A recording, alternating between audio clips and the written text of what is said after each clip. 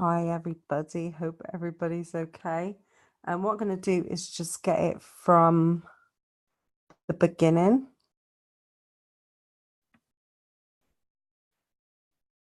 Whoop whoop. There we go. Find the witch in you. Can you put your hands up if you can see this? What I'm going to do is also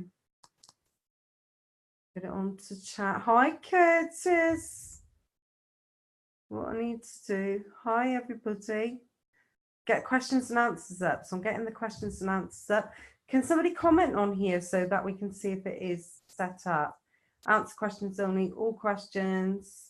Attendees can vote and attendees can comment. Answer questions only, so you should be able to. Yes, can see. Amazing. Can see. Can you see? Oh, wait a minute. How do I answer? Type answer.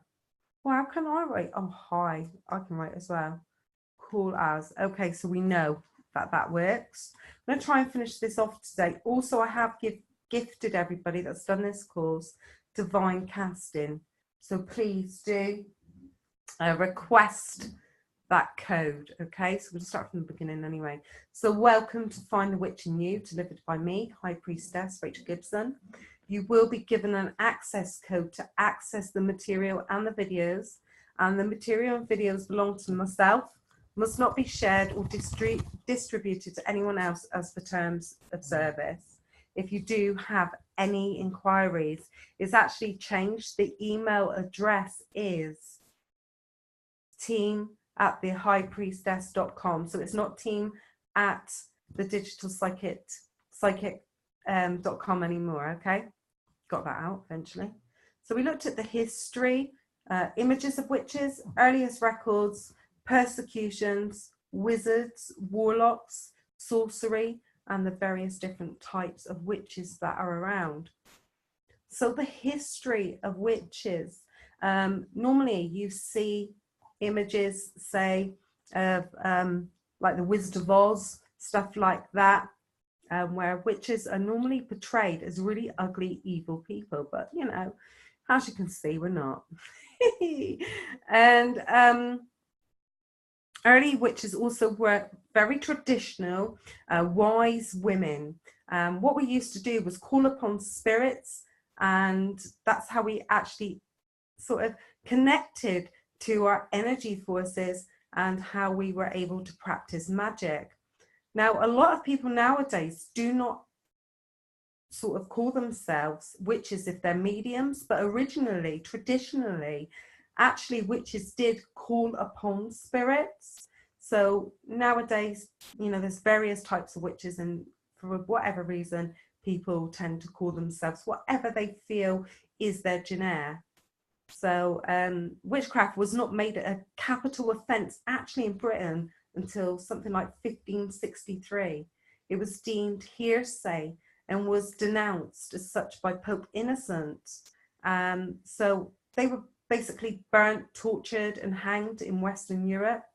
Most supposed witches were usually old women, and they were invariably poor. And anyone unfortunate enough to be crone-like, sunken cheek, having sort of hairy lips, were assumed to possess the evil eye.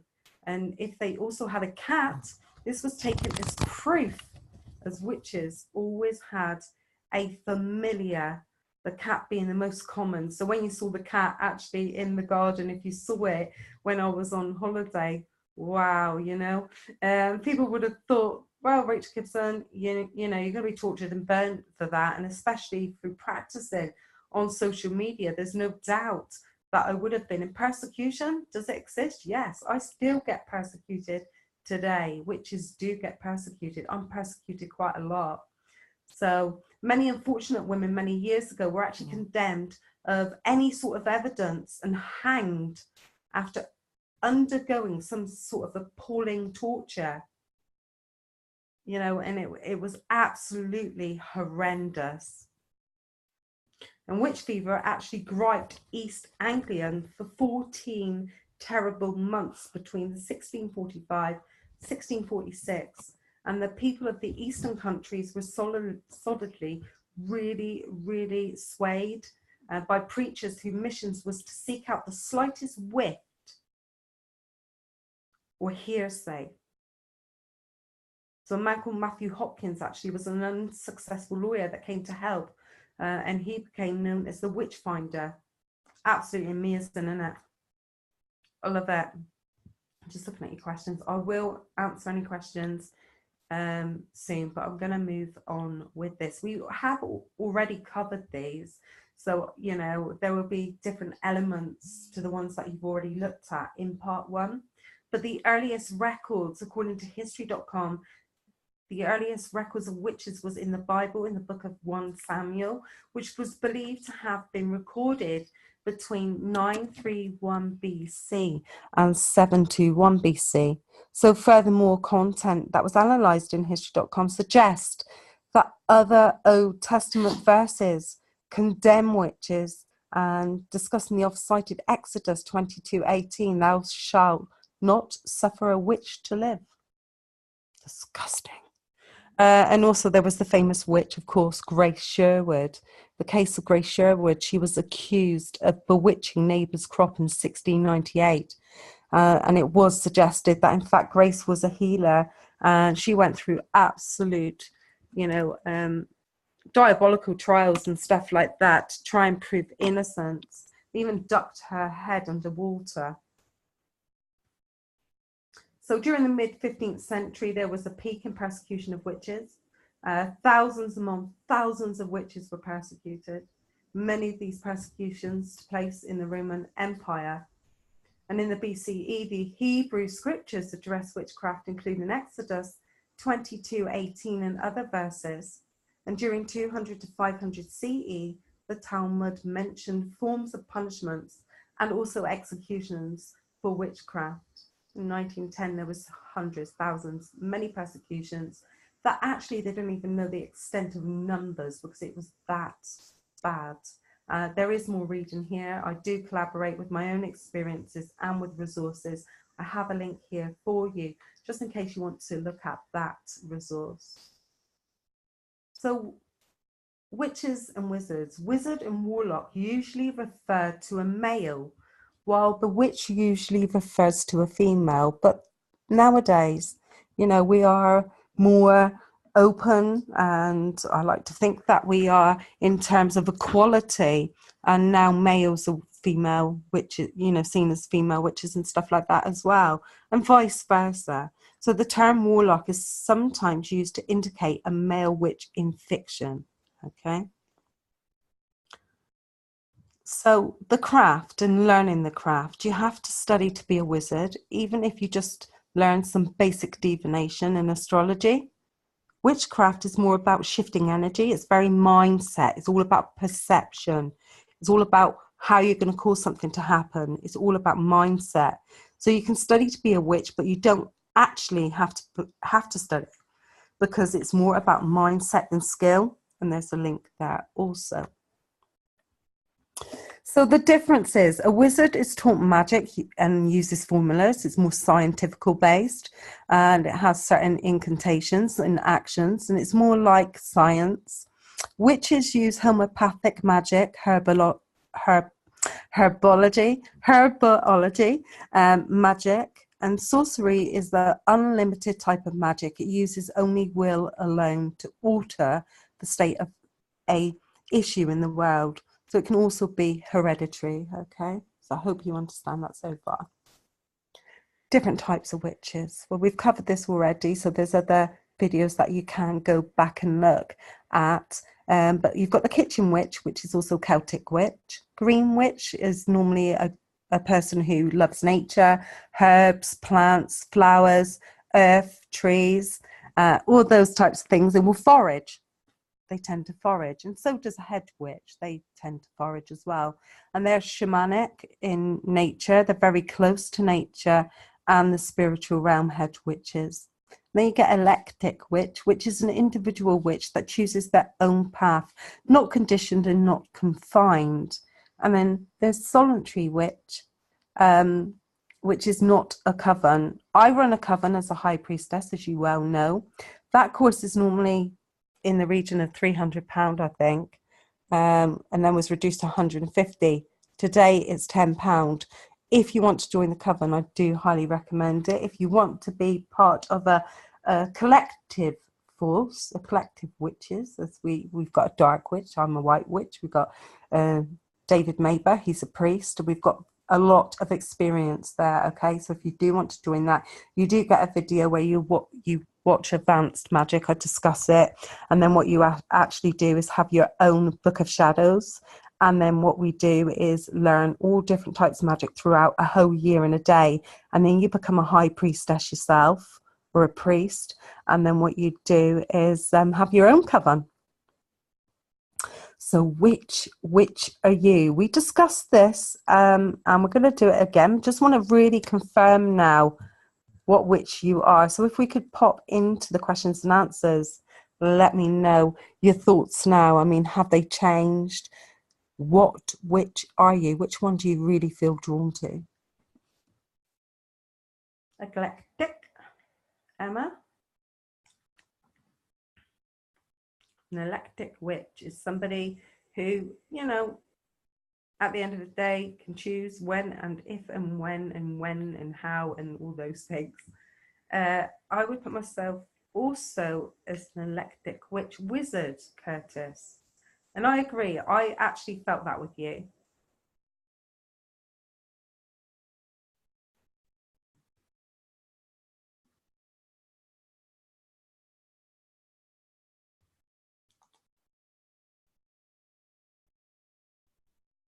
Anybody else?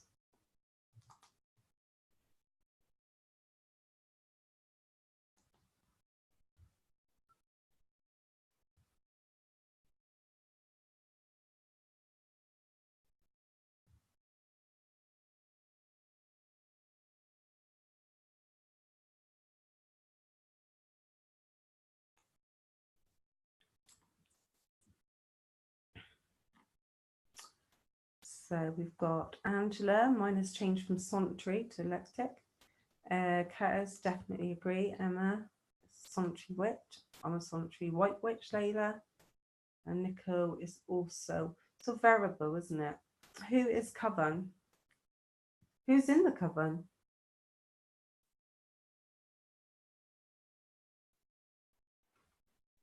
Nobody wants to be a high priestess? Is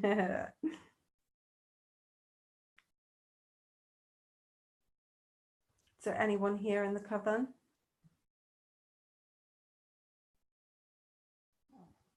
So that's actually going to be every Friday at 8 o'clock. Oh, Bertha is. Yay. I would work my way through learning. That is exactly what it's about. It's about learning, and everybody learns at a different pace.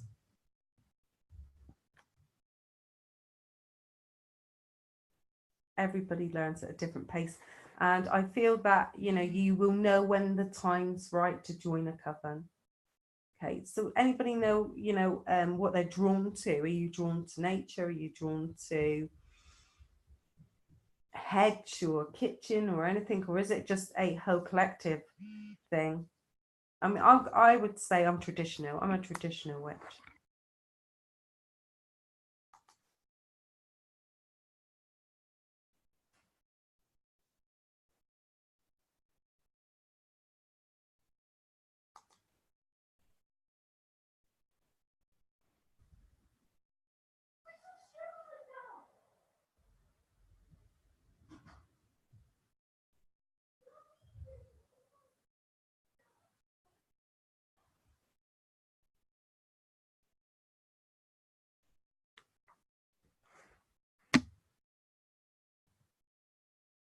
I would like to think I learn and do is traditional nature, but everything else also primarily nature.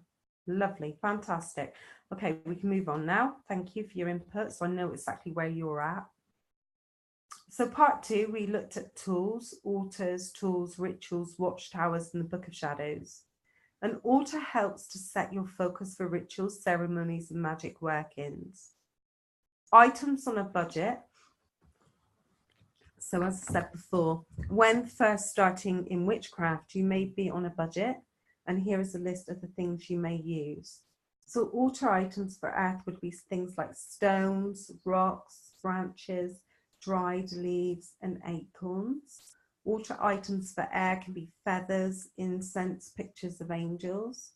Altar items for fire is candles, images of the sun. And altar items for water would be seashells, seawater, seaweed, and driftwood, and anything you can find.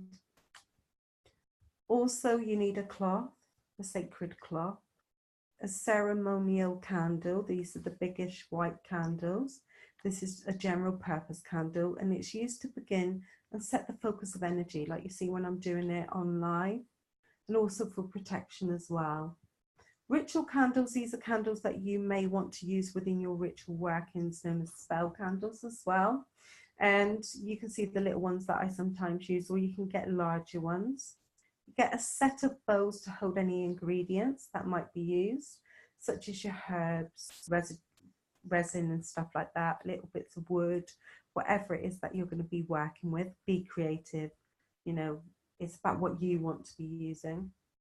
A mixing bowl or a cauldron to combine your working ingredients in. You would have a ritual cup or a chalice for your offerings. If you're using objects to represent your god or goddess, they have a place too. So you have masculine energy should be placed on the right side of the altar, and you can have like a candle, and you could put symbols on it to represent anything to do with male. And then the feminine should go on the left. And if you're using a single object to represent the divine, you place it in the middle, okay?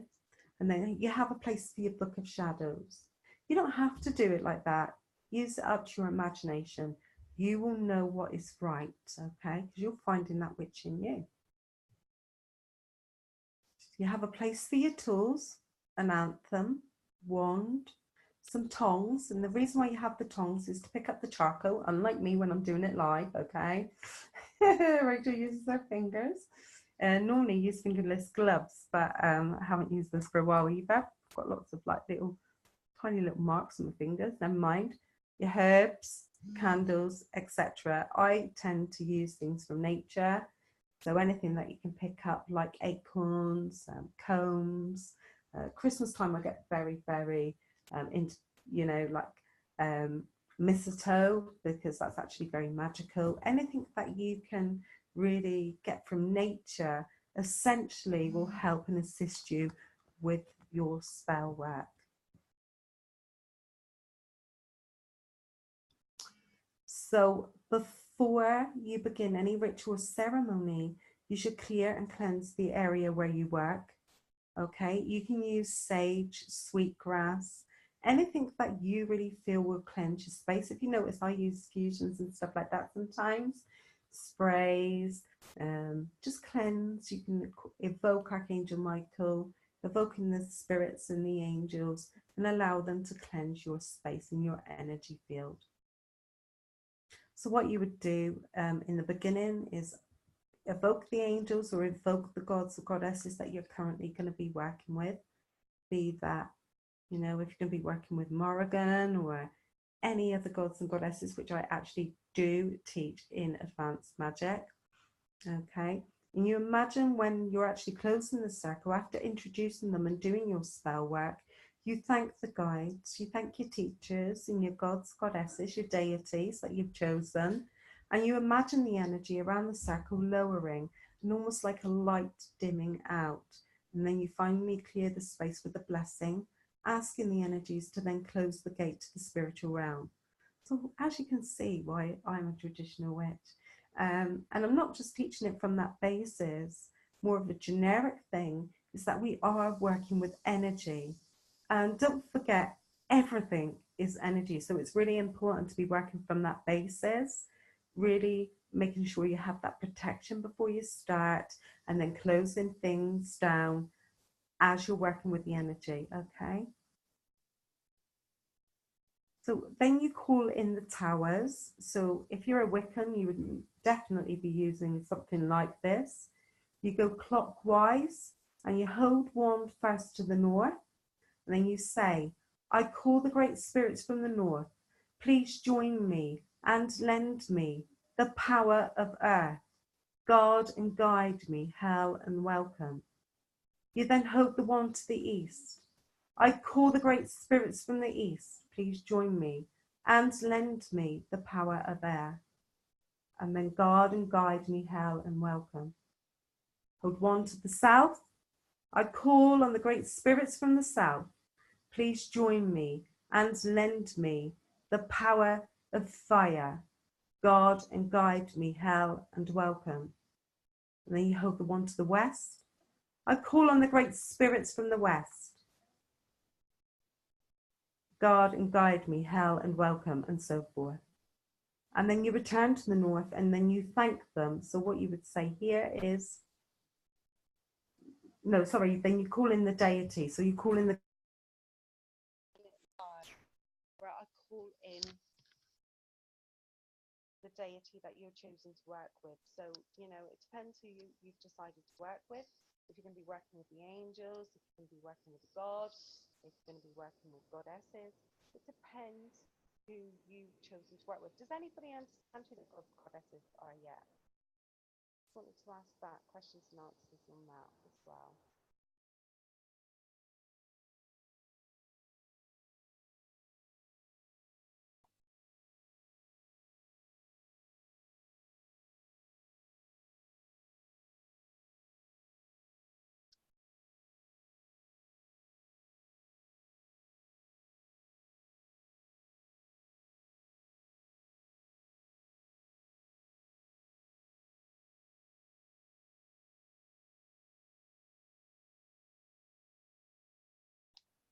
Oh my days, is it gone? Wait a minute, wait there.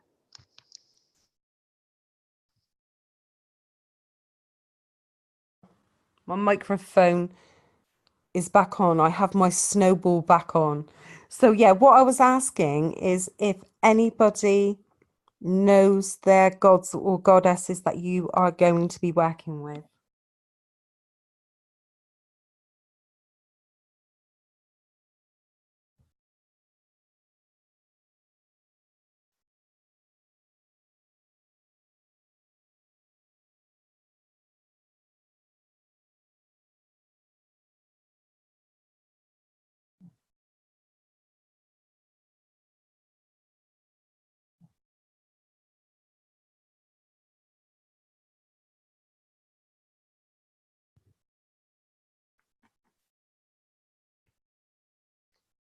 So Emma, you're drawn to angels, so that's about it at the minute until you learn more. Fair enough. Okay. Because what I recommend, because I don't expect you to know which god or goddess you're going to work with, or if you're not, you know, you might just work with general energy. It is up to you, but you need to read, and read, and learn all you can about your gods and goddesses you think might be calling you. They tend to call upon you. They really do. Okay. And some, you know, you will feel that you've had a call in. This could be a good way to start figuring out the best road for you to actually take, starting with whichever pantheons catch your attention. It's probably a good place to begin with gods and goddesses that jump out at you. You want to really acquaint yourself with the god or the goddess. Be careful of neo-pagan books because they try to fit all gods into it. So you're better off with ancient mythology books that deliberately remain vague. So that's what I suggest. And also be aware of very modern books that rewrite myths as well. So it's entirely up to you, really, what it is that you decide to call upon. I always call upon angels. I love the angels. But I also work with Morgans sometimes. It's really, really dependent. And sometimes I call upon like general ancestors and traditional witches and stuff like that. So yeah, that's great advice she's saying. Thank you there. So Abartha, your first thought was Morrigan. Okay. Anybody else work with anybody?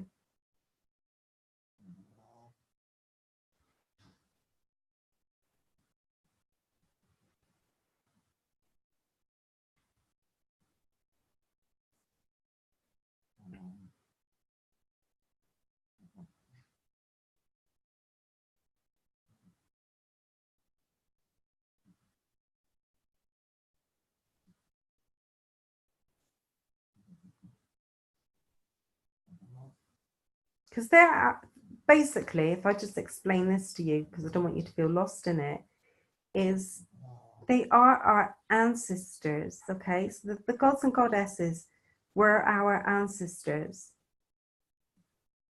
So, you know, it depends where, you know, if you're, say, Celtic, you might be drawn to gods from other countries in ancient times. It depends, like if you're European and all of those things. I actually had my DNA test done for this reason. I've got Gypsy in me, I've got Iberian in me, but I really feel connected to the angels, very, very much so. Some people will be seeing like Egyptian and Sphinx and things like that. So I've always been interested in Greek mythology. So there you go. So you would be very inclined to work with Greek gods and stuff like that. And of course, you know, you've got people like Zeus and stuff like that. But sometimes, you know, it might not be the one that you expect it to be. And sometimes they might come in at different times as well. So use it at your disposal, but really, really research.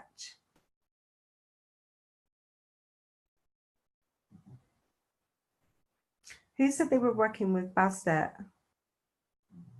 Is that Layla?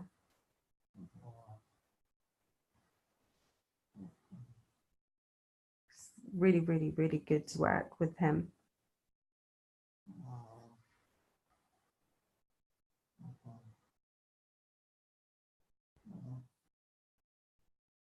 Depends if you're working with Bast or Bastet.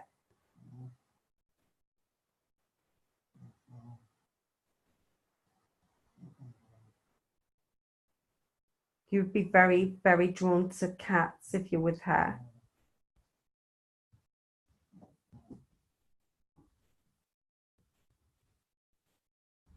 I know another lady, another student who actually is totally working. So Bastet is the unity Egyptian culture. So it's a deity. She's the one with the cat's head. She's got like a cat's head. And you would have seen her. She symbolizes like lioness. She's often similar deities merged into one. So she also has the unification.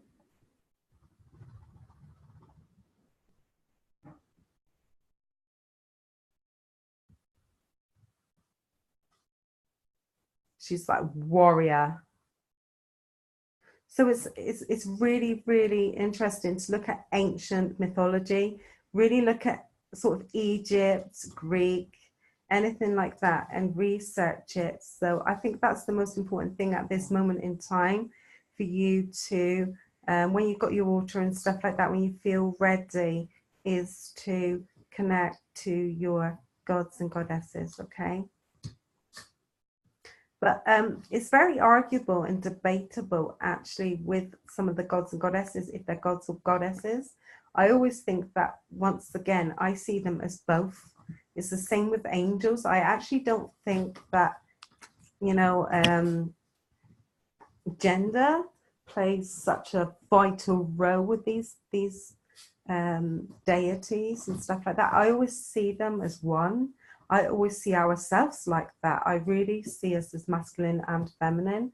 So I'm very careful about that. And that's entirely up to you. But when I see goddess, Bastet, and Bast, is I just see that person as male, female. Or if I see Archangel Michael, I always see the feminine side of Archangel Michael and the masculine side. I think we've got these images and portrayals because of patriarchy and stuff like that. That's been entrenched within our society for many years. But that's entirely up to you, how you view them, how you see them. You will get in tune with them as you work with them. Okay. So as you close the towers, you just literally thank them, but you go in reversal. You actually close the circle. So where you've left, you would go, thank you to the great spirits of the West, and then you go clockwise. So so when you first start the ritual, you go north, east, south, west. When you close in the ritual, you go west, south, east, north. Okay, it's quite easy, really. When you do it, it's a lot easier. That's what you want to do. And then you thank the great spirits of the West for joining me and lending me the power of water. Stay if you will go, if you must, farewell, and blessed be, and so forth. So that's how you close the ritual. And then you thank your chosen deity. So if you've been working with Bast, or you're working with Morrigan, or whoever you're working with, just thank them, okay? Now, intention is everything. Deciding on what is a good intention is very, very important. And we have discussed this before, so I'm going to move forwards. So a book of shadows, you buy a book of shadows or you can make one. A book of shadows is where you add all of your spell work and all the things that you're learning. So all of this could be essentially put into your book of shadows. And before commencing any spells, you need to understand what you're practicing. So some people may, be deciding to practice voodoo, hoodoo, traditional, kitchen, witchcraft, hedge, Wiccan, paganism, etc. It's important for you to decide which one you're drawn to, okay? Nobody can decide that for you. It's very important that you do that yourself. Sorry about that. My daughter's decided to blink an over. She's a nightmare. Right, moon phases. So you've got the new moon. The new moon, waxing crescent, waxing gibbous, waning gibbous, and waning crescent. And here I've got sort of the invisibility, if they're invisible, the sunrise, the sunset, etc. And that's just there for you. But you can research all the different moon phases on Google. It's pretty easy to learn. New moons, magical times, magical workings. Magical workings, new moons include destroying or banishing very powerful things, such as unwanted entities, addictions, serious illnesses. And the new moon is also a good time to wish for new things. So you remove all the negative energy and you introduce all the new things that you want in your life. And also it's really good for spell work and stuff like that for those that wish to have spells around that time. Really good time for wishing as well. The waxing crescent, magical workings. So the waxing crescent is the best time for magic on self. I tend not to do a lot of magic on myself, but this is the time for magic on yourself and for new beginnings, such as starting a new project or making plans for the future. The waxing half moon is the first quarter or waxing half moon. So it's the time when energies are really good for drawing attraction, unlike the waxing crescent, which is best for going within and bringing things out. Use this time for spells and your desires that are meant to attract things that you do wish and you want in your lifetime, such as abundance, money, protection, success, and so forth. This will all be put into Easy Class, including the PDF. The waxing gibbous is a very still time for constructive magic. It's good for magical work that you've already been working on. And the full moon magic is a time you would utilize that extra power when you're facing difficult challenges. And the waning gibbous, this is a good time for general cleansing to upkeep your spells and stuff like that, to re-energize. And then, of course, we had the full blood moon, and that was the other week, a very special time. You get different special moon phases throughout the year, special moon events in 2018. Here we go. We've had them. I've done all of them. The super full moon, the 1st of January, the micro new moon, the 16th of Jan, blue moon. I love that spell. That was amazing. The 31st of January, which was the second full moon and single. We had the partial lunar eclipse, the visible and the witches, on the 31st of January. The black moon, which was February. Blue moon, the 31st of March, which was the second full moon and single calendar month. The super new moon was amazing. That was another amazing one. The micro full moon was fabulous. And the super new moon, that was amazing too. And actually, I'm just about to send the spells out, the videos and photos of that. And then 2 blue moons in a year is the most rare event ever, because we've had you know, lunar eclipses and solar eclipses and stuff. So second full moon in a single calendar month. So it's been a very special year, but it is a year of really removing lots and lots of rubbish. You start noticing there's lots of enemies and stuff like that, but new beginnings, new horizons, amazing times are coming ahead. Here I've put a link for a resource moon calculator. You're not going to be able to like literally, it has you know, been put into easy class. So what you need to do is go back to the PDF and just cut and copy paste, put it into Google, and that will give you the moon calculator. I hope that helps. So candle colors. White candles are great for healing spells, peace rituals and calming things. Pinks, love, happiness. Red, passion, lust, romance.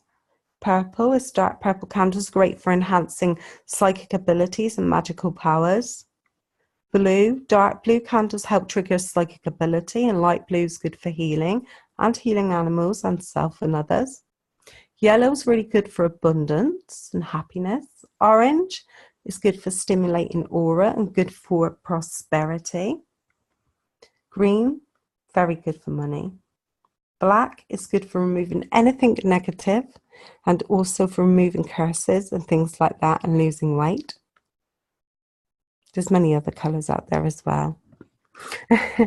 So this is a candle spell, example of a candle spell. It's a love binding spell. So you get a red candle, female and male shape, or else what you can do is just draw in symbols that represent the female and male. Carve a person's name, carve love hearts into the candle. Dress the candle with any oil. I recommend rosemary would be good for this. Place some rose petals and shells around the candle. You would take 2 strings, tie them together, one on one end and then the other on the other, so it joins the candles.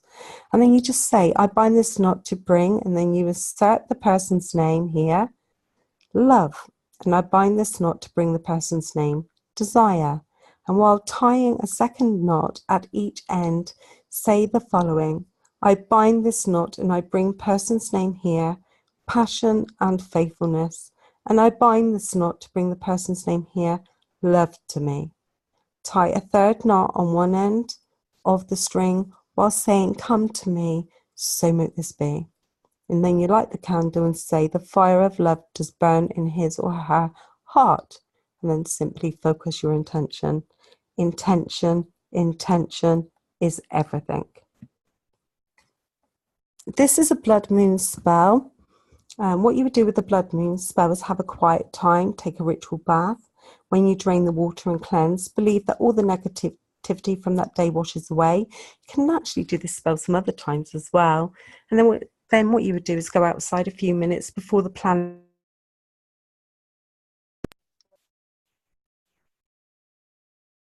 When the moon is fully aligned, say, I summon the triple goddess in the name, faces form, and I summon the maiden, the mother, and the crone. I kindly ask thee to grant me a wish. I wish, and then you say the wish, and I thank you, O great triple goddess, as I will so much it be. Yes, thank you. And because I didn't do that course that time, I actually did do a spell for all of you, and you were all included in that. Corresponding days are very, very important. Sunday is the planet sun, the element is fire, the gender is masculine, the deity is Apollo, Bridget, and Ra. The colours are amber, gold, orange, yellow, and quartz, herbs and plants, and angelica, buttercup, cinnamon, eyebright, juniper, marigold, St. John's wort. Some flowers are incenses of cedar, cinnamon, frankincense, lemon, sun oil, etc. Energies and associations are agriculture, beauty, creativity, eagle. Got lots of questions here. What's going on? Let me see. Okay, can you hear me?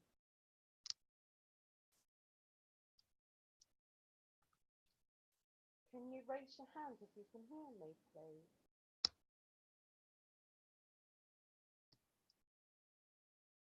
Oh my days. Can you hear me now? Can you hear me?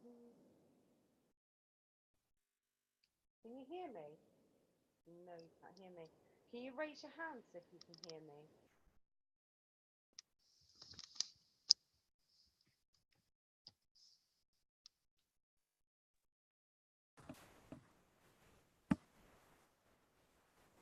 Can you hear me now? Thank goodness for that. Right, I'm going to go back there. So basically, we have a quiet time taking a ritual bath. When you drain the water and cleanse, believe that all the negativity from that day washes away. Then go outside a few minutes before the planets align. Find a safe place where you can see the moon clearly. When the moon is fully aligned, say, I summon the triple goddess and all her names, faces and forms. I summon the maiden, the mother and the crone. I kindly ask thee to grant me a wish. I wish, say, wish here be explicit, and I thank you, O great triple goddess. As I will, so mote it be, blessed be, and thank you. As I was saying, you might not have heard me, I did add you to that spell, the blood means spell, because I wasn't available that night for it. Now, corresponding days is very important to understand. Corresponding days. Sunday is planet sun. The element is fire, gender masculine, deities Apollo, etc. Colors are amber, gold, orange, yellow, and so forth. Energies, associations, agriculture, beauty, creativity, ego, fame, etc. I have actually put a link in the bottom there for you because it is quite, extensive. So you need to be doing research is what days which. Venus obviously being full love. Okay. So what I really wanted to get into the crux before we finish this course is dark magic. Understanding, defending against the dark arts. Debbie Manning was going to do this with me. I'm sure she can add to it at a later date. Debbie's taught me quite a lot. I mean, Debbie and I work hand in hand with each other, and me, I know about dark magic a lot. And the reason why I know a lot about dark magic is in order to be a white witch, I need to understand where my enemy is coming from. Okay, we all have enemies. We all have a dark force. It is like Star Wars out there. Essentially, to describe dark magic is there is secrets to it and stuff like that, but I have to explain it in the most simplest terms in order for you to not get too drawn into it. Okay, it's very important because it can seem very almost tempting and manipulative, and it will want you in. Okay, because it's energy. Essentially, there's always going to be two different forces: the light force and the dark force. And then what happens is you get people that are called grey witches that like both because there's a balance, and they tend to like the dark and the white in order for that balance to come together, like love and hate go hand in hand. But I'm going to tell you about it, but I don't want you to feel drawn to it. Okay. And the reason for that is because if you deal with dark magic, you essentially you're getting into very complicated magic and not something that I wish to teach you. Okay, not because I'm scared of it, because I most certainly aren't. It's because I've been there, I've done it, I've seen it, I know about it, and I know a lot about it. In order to be who I am, I have to fight it on a daily basis. You might well notice that. Well, dark magic is essentially psychology. It's psychological. It's all to do with the mind. So, which is what they do is they break you down. So you might see people out there that are constantly trying to hate on me all the time. Trolls, you are this, you are that, this is you are rubbish, blah, blah, blah. What they're doing is they're trying to break you down.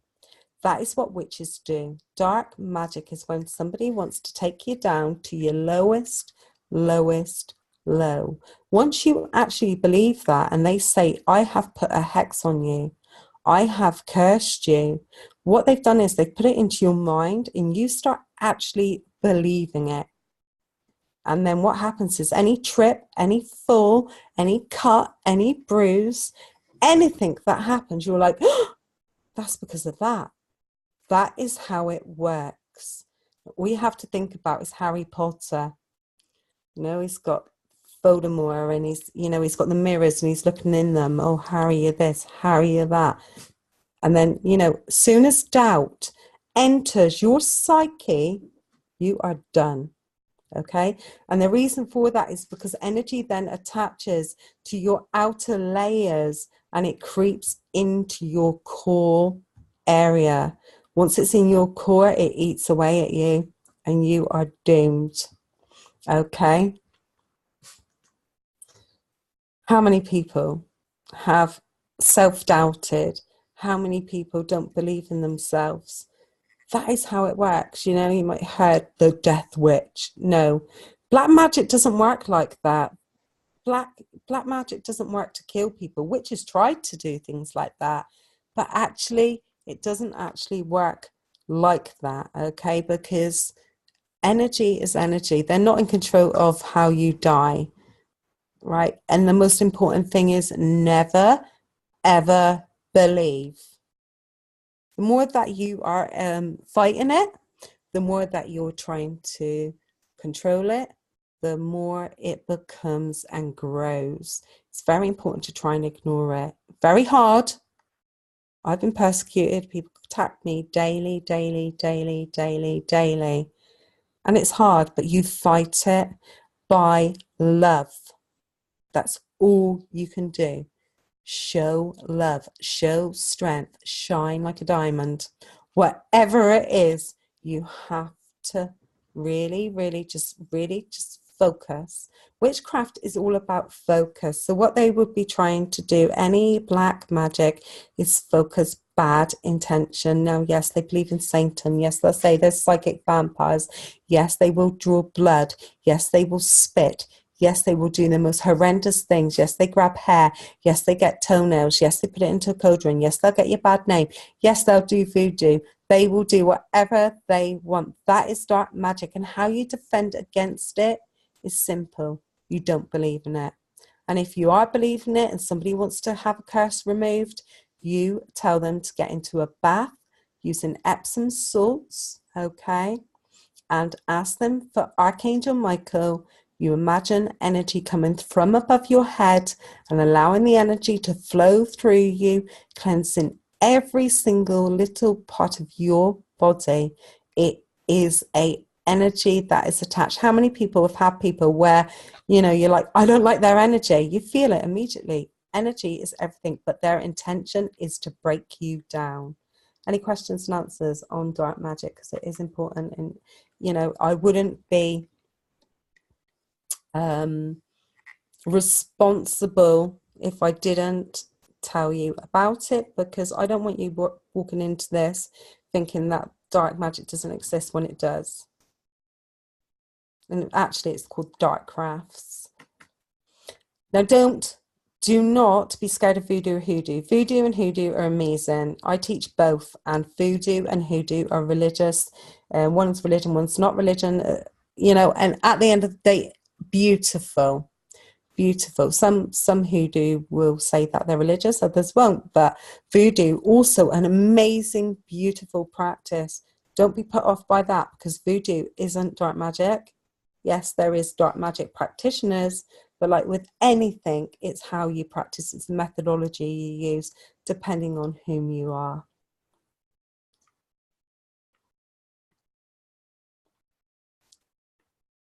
Anyone got any questions about dark magic? I believe you're stronger. Yes, with love. I need help to visualize more. I find meditation hard. What do you recommend? Layla, in relation to meditation, for some people it can be really difficult. For some people it's really easy. My advice to you is not think. Okay? Don't think about it. Just simply put music on and just don't think about it. Don't think about any images. Don't think about any visuals. Try not to think at all. Try and have a blank mind. That's the hardest bit, and it's very, very difficult to do. But your best thing is to just switch off, literally. Even imagine a light going off. Whatever you can, don't think. If you're wanting to meditate, it will come to you. It all comes to you. It's like with me, my witchcraft is getting so strong. I'm like getting stronger, stronger, stronger, stronger daily. And as you grow, just as human beings, you spiritually grow and you grow into whom you are. I can't believe how, like now, this time of the year, as autumn's approaching and we're going to have Halloween and things like that, I feel it. I feel the energy, the season change. I change with the seasons, and I know I become very, very witch. During the summer times, I'm not so witch. Even though I am witch, I'm not really someone who works with fire a lot. I'm more of a water person. So I love water. I love to go out in the rain, and I would say I'm a water witch. I mean, funny that, isn't it? They haven't actually got that out there yet, effectively, but I'm more elemental. And I would say I'm a water witch. You know, that's new. I'll do a course on it. Be who you want to be. Find that person within you. The witch in you is that little child who knows you. It's the person that you know really exists within you. It's all the little things you've done as you're growing up. It's feeling the magic around you, nature around you, the smells of herbs and the healing of other people, the belief in yourself, and your belief. If you're going to be a dark witch, good luck. Debbie Manning said to me, I never ever in my whole life thought a witch would turn me into a white witch. Now that is a massive compliment.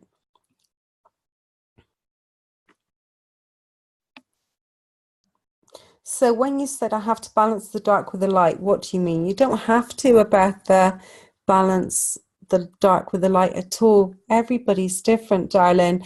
Some people want to be a grey witch, so that's when they balance the dark with the light. Other people call themselves white witches. Other people call themselves satanic witches, dark witches. We're all different, and I feel the witch in you is the one that actually finds themselves, and the witch in you also is the one that can understand other witches. Never, ever, ever do wrong to another witch.